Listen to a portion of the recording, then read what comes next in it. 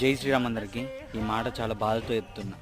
Shirdi Saibaba photo మీద చెప్పు కాలు చూపెట్టడం, షిరిడి సాయిబాబా మా దేవుడు కాదు అని చెప్పేసి దేవుణ్ణి ఒక దాంట్లోంచి ఒక ఒక కమ్యూనిటీ నుంచి వేరు చేయడం అనేది చాలా దుర్మార్గమైన విషయం. ఎందుకంటే ఆయన చేసినటువంటి దోపిడీలు, దుర్మార్గాలు, మత మార్పిడిలు ఏం లేవు.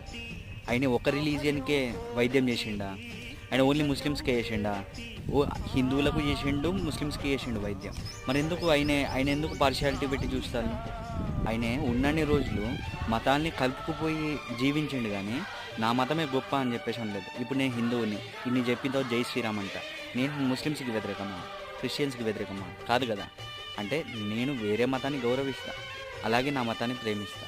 సేమ్ సాయిబాబా కూడా మధ్య చేసిండొచ్చు అని చెప్పేసి అనుకోవచ్చు. చాలా తక్కువ మంది ఉన్నారు. ఆదిశంకరాచార్యుడు ఇట్లాంటి వాళ్ళు అద్వైతాన్ని బోధించి అంతా ఒకటిని చాటి చెప్పినాడు.